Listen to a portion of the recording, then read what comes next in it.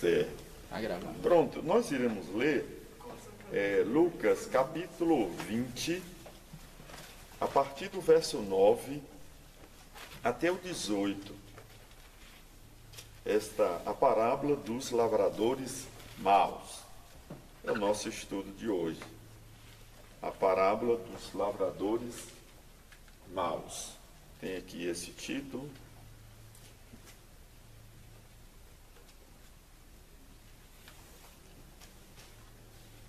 Vai do verso 9 até o 18, esta parábola. Diz assim a palavra de Deus: A seguir, passou Jesus a proferir ao povo esta parábola. Certo homem plantou uma vinha, arrendou-a a trabalhadores e ausentou-se do país por prazo considerável. No devido tempo, mandou um servo aos lavradores para que lhe dessem do fruto da vinha. Os lavradores, porém, depois de o espancarem, o despacharam vazio. Em vista disso, enviou-lhe outro servo, mas eles também a estes espancaram e, depois de o ultrajarem, o despacharam vazio. Mandou ainda um terceiro. Também a este, depois de o ferirem, expulsaram. Então disse o dono da vinha: Que farei? Enviarei o meu filho amado, talvez o respeite. Vendo, porém, os lavradores arrazoavam entre si, dizendo: Este é o herdeiro, matemo-nos, para que a herança venha a ser nossa. E, lançando-o fora da vinha, o mataram. Que lhes fará, pois, o dono da vinha? Virá, exterminará aqueles lavradores e passará a vinha a outros. Ao ouvir isto, disseram: Tal não aconteça. Mas Jesus, fitando-os, disse: Que quer dizer, pois, o que está escrito? A pedra que os lavradores rejeitaram, esta veio a ser a principal pedra angular? Todo o que cair sobre esta pedra ficará em pedaços, e aquele sobre quem ela cair ficará reduzido a pó. Que é firme, né? Cair por cima da pedra vira pedaço, mas se ela cair por cima vira poeira, né? Vira pó. Vamos orar. Ó Senhor Deus, obrigado porque nós estamos juntos mais uma vez e agora diante da Tua palavra, esta verdade que é tão perfeita, tão sublime, que nos dá esperança e aquece os nossos corações.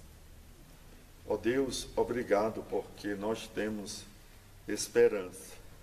E a nossa esperança não se limita apenas a este período de tempo. A nossa fé transcende esta era, porque cremos no Salvador ressurreto e vivo. Amém. E obrigado, Senhor, por essa esperança que temos no Salvador, Jesus Cristo, nosso Senhor. Esta é a nossa oração, em nome de Jesus Cristo. Amém. Amém. Pois bem, irmãos, esta parábola aqui, ela foi contada ao povo, certo? Não foi particularmente aos discípulos, grupo dos 12, ou de um grupo maior que seguiu o Senhor.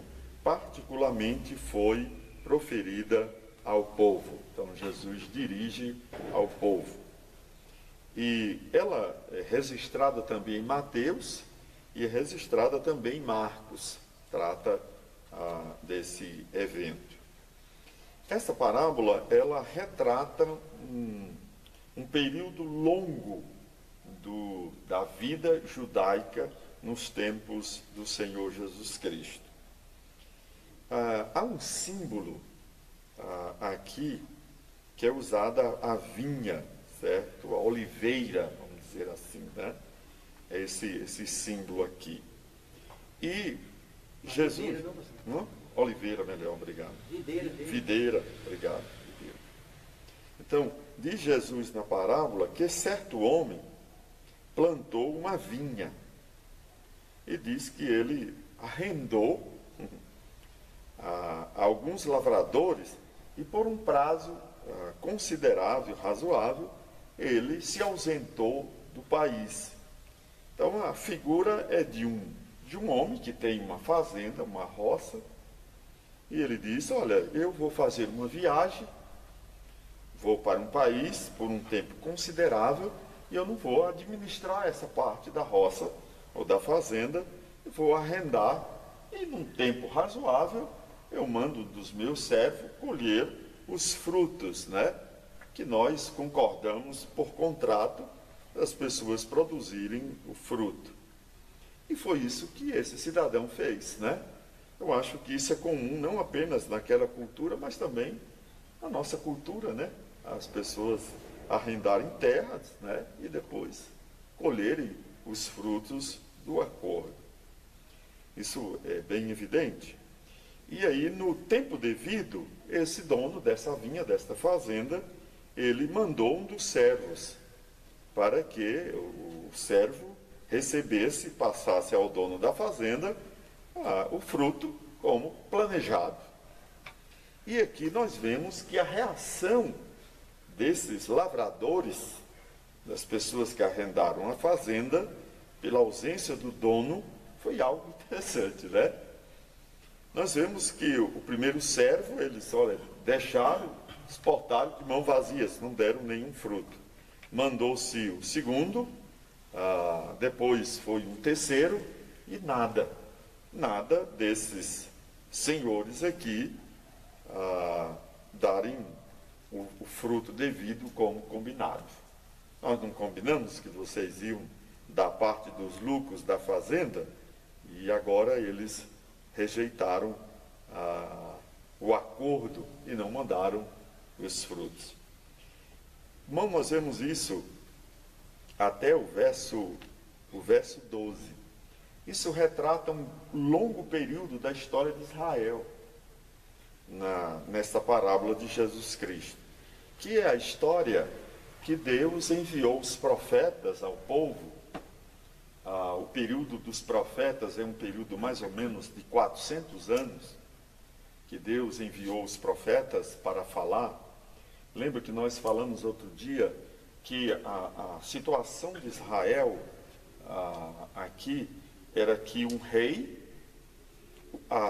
os sacerdotes, então isso deveria funcionar bem, e o legislativo, a lei deveria funcionar bem, os juízes, as cortes lá, naquele período, deveria funcionar bem.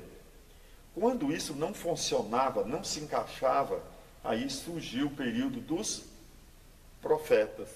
Então eles invocavam, falavam para os reis a mensagem, falavam para os sacerdotes, falavam para os juízes a voz de Deus. No geral, na história que se vê do povo de Israel, é que eles rejeitaram quem? Os profetas. É interessante, né?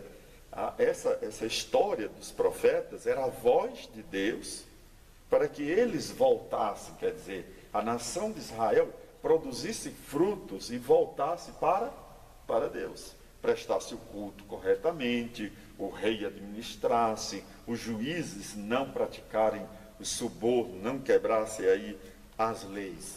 Então, por isso, os profetas foram enviados. É interessante, né? Quando a gente lê a história de Jeremias, a biografia dele, a gente vê o quanto ele foi rejeitado durante os seus 50 anos de ministério. Não foi fácil.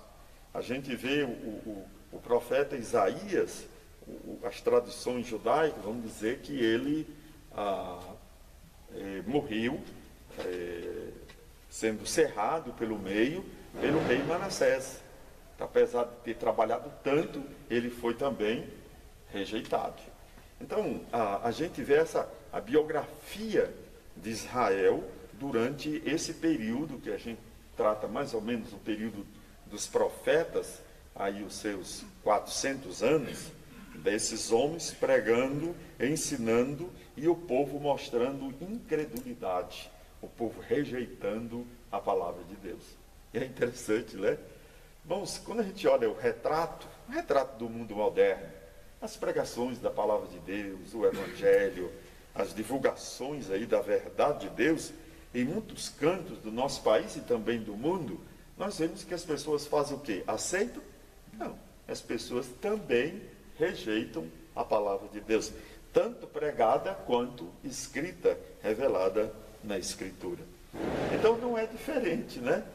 Às vezes a gente acha que os profetas foram aqueles homens que as pessoas aceitaram a palavra de Deus.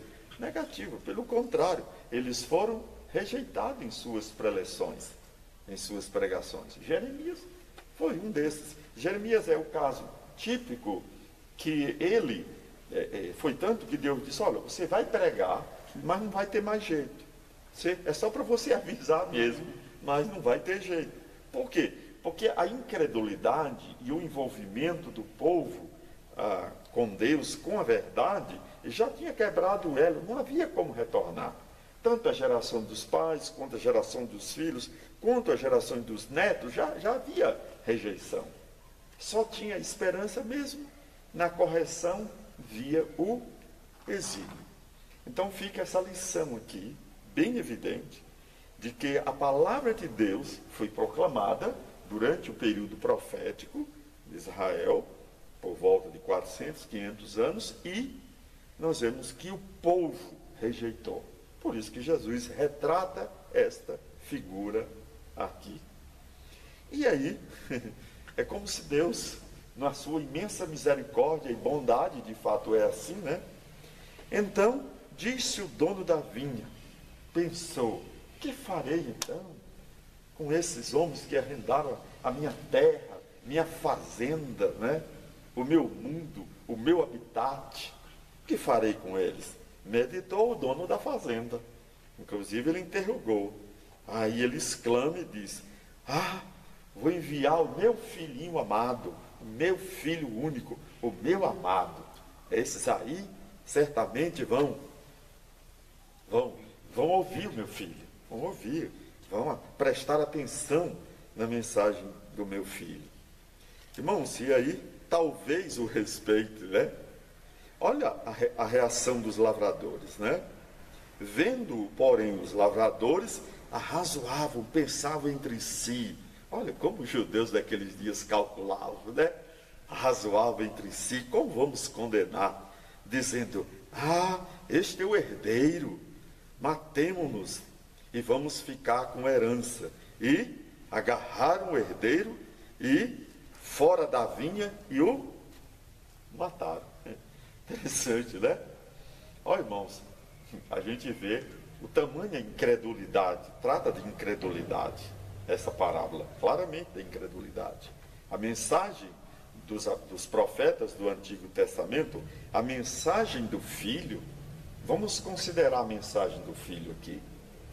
Jesus Cristo, durante os seus 3 anos de ministério, ele fez algo extraordinário que nenhum profeta do Antigo Testamento fez, nem mesmo Moisés como grande líder, ou as demais pessoas como Elias, como Eliseu, que fizeram os milagres. Jesus fez coisas extraordinárias, a ponto dele ressuscitar um homem no 4º dia. E os judeus, os fariseus, toda a elite estava lá na ressurreição de Lázaro.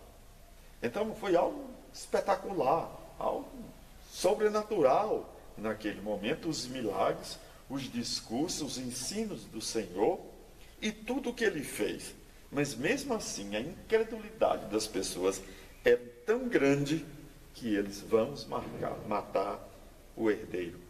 Irmãos, parece que sempre o Espírito era isso. Os profetas foram enviados para retornarem à lei. Chegou Jesus, o cumpridor da lei, e o povo diz, é esse aí que vamos executar. Isso mostra, irmãos, o ponto e o nível da incredulidade. Até onde vai o homem na sua incredulidade, na sua demonstração de incredulidade. Lembra no lembrete de Jesus dessa parábola? Diz que eles pegaram o Senhor, tanto as autoridades que governavam Jerusalém, quanto Pilatos e os demais, como também os fariseus, os soldados, e o lançaram e mataram fora da vinha. Interessante, né? Que Jesus foi crucificado fora dos muros de Jerusalém, tido como essa vinha. Isso aconteceu. Isso foi um fato na história. Os profetas, o enviado de Deus, o Filho amado, para colher frutos da nação de Israel. Mas mesmo assim, a nação rejeitou. Irmãos, isso mostra em nós o quanto o coração do homem é apegado à incredulidade, ao mal, o quanto ele rejeita a verdade. O quanto o ensino foi passado pelos profetas durante anos, histórias que a gente tem dos profetas. O quanto chega o Messias, o Filho amado de Deus, o Cristo bendito, e prega, ensina com discursos extraordinários, e a nação rejeita. Lembra que não foi apenas os fariseus e as autoridades romanas que rejeitaram Jesus. A multidão gritou por crucificação. Então, não foi apenas as autoridades, foram também as pessoas comuns daqueles dias que rejeitaram o Messias, o Cristo. Isso mostra as entranhas do coração humano, o quanto ele é duro. Lembra que de vez em quando eu gosto de mencionar aquela história, que é algo mais antigo, que as pessoas, quando ensinavam o Evangelho, a pessoa não se convertia, as pessoas não tinha nem uma reação, achavam isso normal.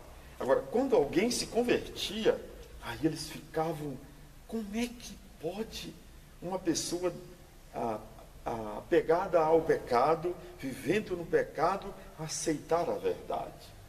Porque, irmãos, o coração humano é tão ligado ao mal e à incredulidade, que quando nós vemos alguém se convertendo, nós devemos ficar abismados também, por causa do coração humano. E aí, diz mais uma vez, no verso 15, que lhes fará, pois, o dono da vinha? Nova pergunta. O que eu vou fazer com esse? Mataram os profetas, mataram o meu filho. Agora, o que eu vou fazer com este povo que faz uma coisa dessa, hein? Ei, Marcelo, vamos fazer com esse povo? E ele faz essa indagação. Que farei, pois, ou que fará, pois, o dono da vinha? Que fará o dono da vinha? Virá, exterminará aqueles lavradores e passará a vinha a outros. Bonito esse enredo. Irmãos, o que aconteceu? Isso foi um fato. Lucas vai registrar no capítulo 23, à frente, o que é isso aqui. Então, a gente vê claramente que toda a nação de Israel daqueles dias, quando foi no ano 68, 69 melhor, Jerusalém foi cercada, a gente vê lá em Lucas 23, e no ano 70, essa história é bem conhecida, Jerusalém veio abaixo, milhares de pessoas cativas para Roma, muitos foram crucificados, e veio o exílio de Israel naquele período, que só voltaram agora em 48. Então, foi de fato uma exterminação, quase um extermínio da nação, certo? E aí tem um lembrete aqui, lembra do que eu disse de Lucas, que ele tem um sentido mais universal do Evangelho ser oferecido a outros. Então, nós encontramos aqui a vinha, essa mensagem que foi dada aos profetas, que foi dada ao Senhor, agora essa vinha passará a outros. Agora nós somos os administradores. Agora nós estamos vivendo essa realidade. Nós somos agora as pessoas que estamos arrendando a vinha. E o Senhor um dia vai vir para colher também os frutos. Olha, eu vou enviar aí. Ele disse que ele vai enviar os seus anjos e o seu filho também vai voltar para colher os frutos devidos. Aqui nós vemos, apesar do juízo do dono da vinha, do Senhor, de Deus, na ilustração, nós vemos também que há o sentido de graça e de bondade. Que eles, olha, bem, vocês rejeitaram os profetas, vocês rejeitaram o meu filho, mas eu vou ser gracioso, eu vou ser bondoso, eu vou estender esse meu convite para outras pessoas, para eles venham arrendar e produzir frutos. Interessante, né? Então, como houve uma colheita para Israel, um pedido pelo menos para eles darem frutos, os profetas também vai ser pedido de nós o devido fruto. Então nós precisamos, porque o rei foi gracioso. Ele disse, não, eu vou arrendar para outros. Não se preocupe não que eu vou estender para milhões. Eu vou dar essa oportunidade para outros, milhões de pessoas, milhares de pessoas. É por isso que a gente vê no livro de Atos essa expansão até os confins da terra, até outras terras, certo? Para que a mensagem dos profetas, e particularmente a mensagem deste rei, seja de fato passada adiante. Então, irmãos, lembre dessa verdade. Se foi pedido mediante aos profetas que desse fruto, voltasse para a lei, que foi também que o filho colhesse fruto da nação de Israel, mas não recebeu nenhum, ao contrário, recebeu rejeição. Quando a gente lê a estrutura do mundo moderno, a gente vê tanto que as pessoas rejeitam a mensagem do Antigo Testamento, como também, particularmente, rejeitam a mensagem do Novo. Então, o que é que Deus vai cobrar? Juízo também. Porque essa é a figura da humanidade. Deus arrendou, quer dizer, Ele deu oportunidade. É como se Deus tivesse feito, eu vou abrir o leque. Foi a nação judaica que Jesus chegou. Então, a nação rejeitou, Jesus disse, eu vou abrir o leque. Claro que muitos judeus, sacerdotes, e até hoje, né, eles abraçam Jesus como Salvador. Então, isso nós devemos observar e temer a Deus. Mas aí nós vemos aqui, ao ouvirem isto, era o povo, claro, né? Ao ouvirem isto, disseram, tal não aconteça, olha, tal não aconteça com a vinha, né? Que isso não venha acontecer, né? Mas Jesus, fitando e observando, olhando atentamente, que quer dizer, pois, o que está escrito? A pedra que os construtores rejeitaram, esta veio a ser a principal pedra angular. Essa é uma citação do Salmo 118 e 22. Mateus cita ela, mas também, Pedro também cita, que é a interpretação da figura que eles rejeitaram. Lembra que Paulo faz uma alusão a isso do livro de Número. Diz que a pedra era uma figura, e essa pedra era Cristo. Está lá no livro de Coríntios, né? Ele fala disso. E por isso a razão de Moisés ter ferido a pedra naquele deserto e jorrado muita água, era uma figura, uma ilustração, era uma reprovação. Então, deles naquele período, o povo também rejeitaram nesse tempo aqui, e isso é o que a gente vê no mundo. O mundo rejeita a mensagem profética, o mundo rejeita a mensagem do Evangelho. Então, o que Deus vai fazer? O que é que o dono da vinha vai fazer? Se é assim o comportamento do povo? Você e eu não ficamos com alguns trabalhadores que eles só dão prejuízo. Você vai ficar com um trabalhador assim? Esse pessoal não dá fruto algum. É o povo que dá prejuízo. Olha, eu quero lhe chamar aqui a sua demissão, a sua prestação de conta, porque você não produz. Você está só recebendo para você, você não está produzindo para a empresa, para a fazenda. Então Deus vai, de fato, cobrar. E vai cobrar.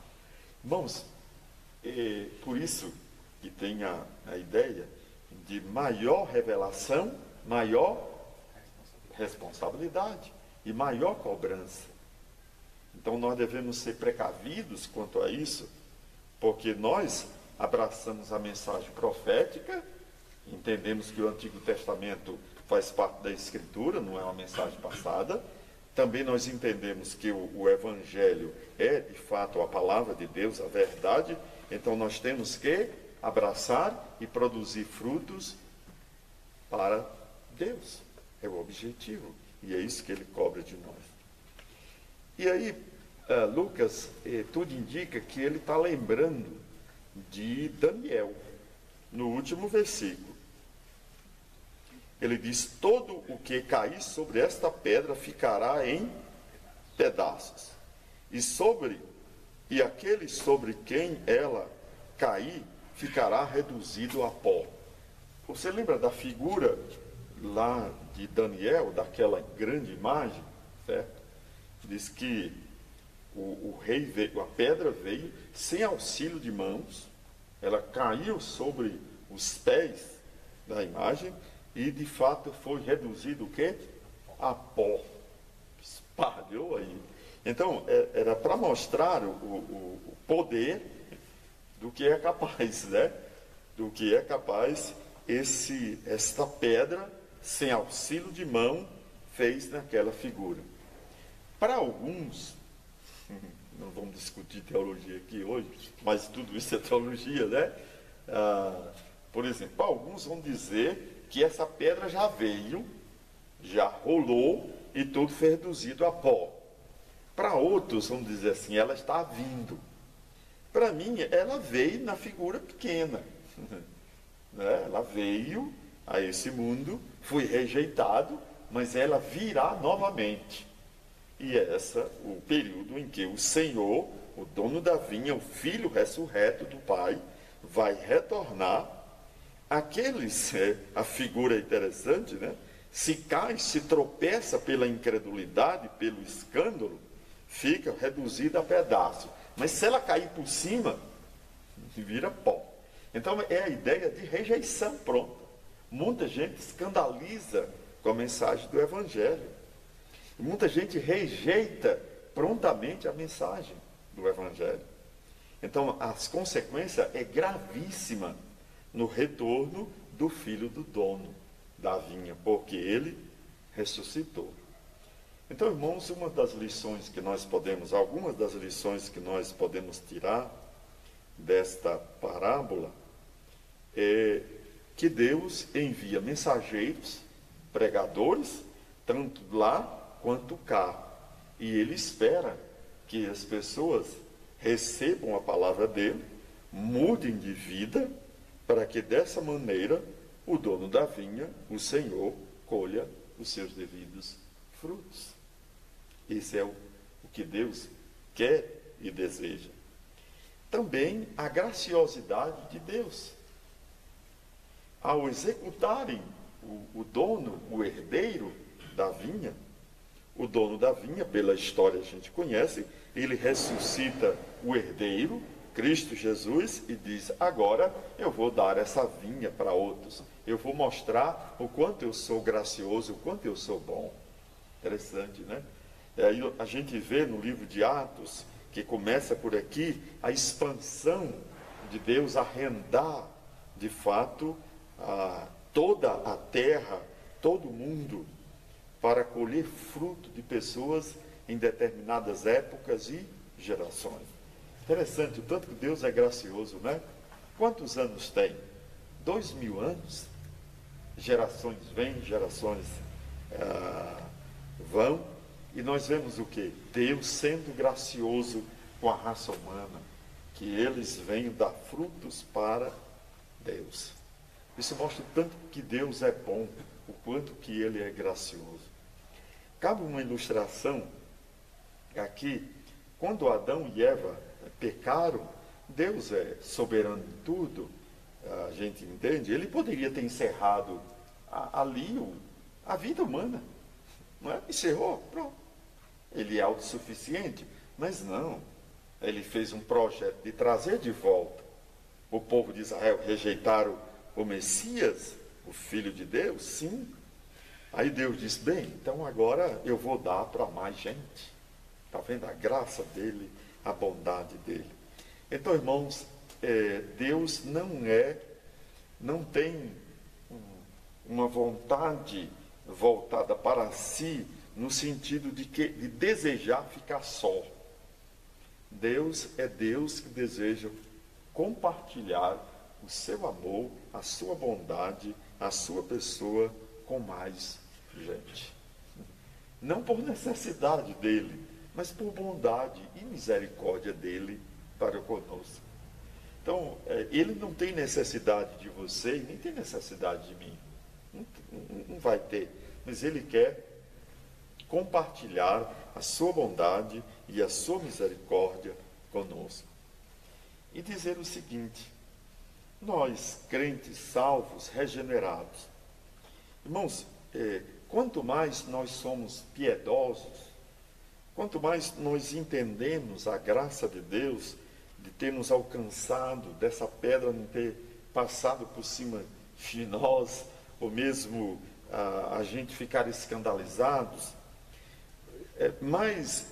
quanto mais a gente, vamos usar o termo piedade, quanto mais piedosos nós somos, ou quanto mais nós somos santos ou santificados, mais nós vemos a necessidade da graça de Deus para conosco. Essa é uma coisa particular da vida de cada crente. Então, quanto mais você se aproxima de Deus, mais você vai ver a necessidade que precisa de graça para você estar perto dele. E aí é que a gente compreende o quanto Deus é gracioso, o quanto ele é bom. Por isso, quanto mais piedoso, mais crente, mais santo, mais justo perante Deus do céu você se torna, mais você vai olhar para si e vai ver que você precisa mais de necessidade para ficar perto dele. Quanto mais arrogante é uma pessoa, cheia de si, menos ela vê isso. Menos ela vê. Por isso que a mensagem dos profetas no Antigo Testamento, o povo era tão cheio de si, eles não viam a necessidade disso. O povo de Israel daqueles dias de Cristo, eles estavam tão cheios de si, achavam tão cheios de Deus, que rejeitaram a mensagem do Evangelho. As nações, os povos hoje, estão tão cheios de si, tão voltados para o seu interior, que a gente fala e as pessoas não dão crédito. Mas nós que compreendemos o Evangelho, quanto mais nós nos aproximamos do Senhor e vemos a necessidade de convivência com Deus, mais nós percebemos que temos necessidade de graça. Então, quanto mais o tempo vai passando e você se santifica e você vive perto de Deus, mais você vai olhar para o seu interior e dizer assim: eu preciso de mais. Eu preciso de mais graça, porque nós estamos nos aproximando de um Deus que é santo, puro e verdadeiro. Então, essa parábola se encaixa dentro desse contexto. Profetas do Antigo Testamento, 400 anos, pregando. Uns momentos houve arrependimento, outros não. Por quê? O povo era tão cheio de si, abandonaram tanto a lei de Deus, que eles não viam a necessidade daquilo. Os próprios judeus e a elite de Israel, naqueles dias também, era tão voltado para eles mesmos, que eles rejeitaram a mensagem do Messias. Na conjuntura atual, também, nós vivemos as pessoas voltadas para si mesmos e cheios de si, e a mensagem bate e volta. Mas nós, crentes, salvos, justificados, piedosos, quanto mais nós nos aproximamos dele, mais nós vemos a necessidade de santidade, de graça e de pureza. Então, se eu der um passo pouco mais para perto de Deus, eu vou sentir mais que eu preciso de graça e de vida piedosa para dar um passo mais para frente. Essa é uma necessidade do crente. Isso é básico na nossa vida. E essa deve ser a nossa intenção de vida cada dia. E essa é uma linguagem simples da Escritura. Não podemos nos escandalizar com a mensagem do Evangelho e nem permitir que a pedra que vem futuramente caia sobre nós. Pelo contrário, hoje nós precisamos dar passo cada vez mais perto do Senhor. E nós vamos sentir mais necessidade de graça. Ô pastor, essa vinha aqui é o reino de Deus. É a ideia de figura do reino de Deus. O reino de Deus, né? Até Mateus aqui na Fala. palavra parecida fala, vou tirar o reino de Deus e entregar a outros. Entregar a outros, é. E houve uma rejeição aqui, deliberada por parte da liderança religiosa. Exato. Porque eles sabiam que era o filho de Deus. Aqui Ele viu, esse é o filho. É o filho. Então, isso mostra que quando Jesus Cristo estava lá em Jerusalém, eles reconheceram que ele era o filho de Deus. Não foi incredulidade, foi uma rejeição deliberada. Deliberada. E aí esse reino é transferido para os outros, né? Os outros povos. Mas não elimina também. Não elimina também, estende, né? Estende. Estendido, né? E hoje, esse mesmo espírito dos fariseus da época do Senhor Jesus Cristo está dentro da igreja. Eu acho que muitos líderes e muitas igrejas, eles se apropriaram da vinha, que é esse reino de Deus, e rejeitam Cristo, apesar de proclamar o seu nome, deliberadamente. Deliberadamente. Se Jesus voltasse hoje para muita igreja, ele fala, não, você fica lá, a gente está com a vinha aqui, a vinha é nossa. É verdade. Tomaram conta da vinha. É tanto que na vinda do Senhor, no livro de Apocalipse, lemos isso domingo, quando Jesus voltar, os homens vão se preparar para receber Cristo para a guerra. E ali está o pessoal da vinha. O pessoal da vinha. Tomando conta, que agora a vinha é nossa. Da vinha é nossa. É interessante. Porque o homem é tão incrédulo, tão voltado para dentro de si, porque ele não quer dar passos em direção de Deus. Ao contrário, ele quer se ausentar de Deus.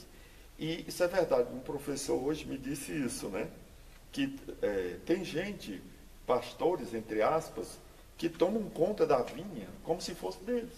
É o espírito farisaico. O espírito farisaico, né? Tomam conta como se fosse deles. E criam megas igrejas e tantas outras coisas com o espírito farisaico. Não quer que o filho volte, não. Não, para quê? Não há necessidade. Por isso que eu falei que quanto mais eu e vocês nos aproximamos desse Senhor e de Deus, mais a gente vê a necessidade de graça e vamos vendo a necessidade de santidade para se aproximar do dono da vinha. E essa é uma coisa da nossa própria vida. Da nossa própria vida. Então, quanto mais piedoso você se torna, mais necessidade de Deus você vai precisar. Onde está essa figura? Está nos profetas, em Moisés, Daniel, Isaías, está em João, está em Pedro, né? Que quando eles chegaram perto do Senhor, eles caíram, né? Então há uma necessidade. Quanto mais piedosos nos tornamos, mais nós vemos que necessitamos de graça. Necessitamos da graça de Deus. Isso nos faz humilde. E essa é a maneira mais clara e evidente que nós damos frutos. Viu? É interessante, né? Às vezes a gente quer dar um bocado de coisa para Deus, né?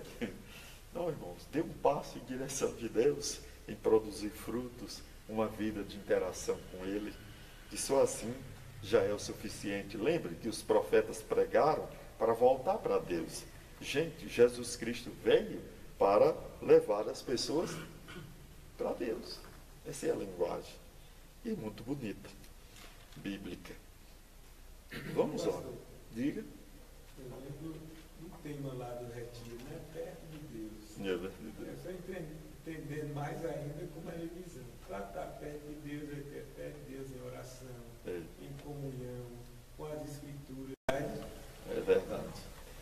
No próximo, nós estamos chegando ao final das parábolas, acho que agora é a última, né? A parábola da figueira. É a parábola da figueira. Essa daqui é mais. Não é tão complicada, mas tem tantas coisas, mas a gente vai ler ela durante a semana e na próxima semana nós. No 21, 29, aí ele vai até, aplicando a parábola até o 36, que é o alerta. Você não tem um título lá sua aí.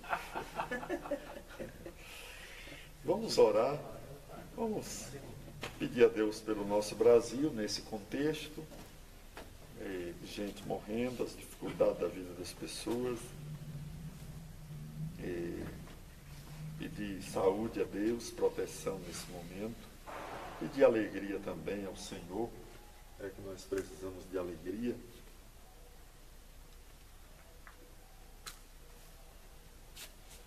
Então vamos orar e assim a gente encerra.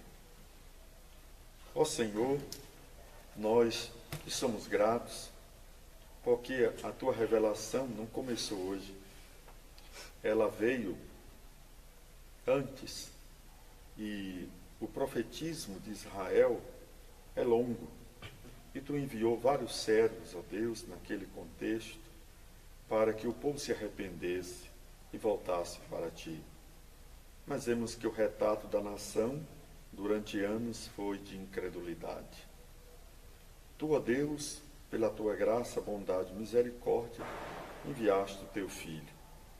Mas a nação, incrédula, cheia de si mesma, ó Deus, matou o Filho. Mas tu, Senhor, graciosamente, pela tua bondade, rompeu o poder das trevas, ressuscitou o Filho, não é narrado aqui, mas vemos em outra parte.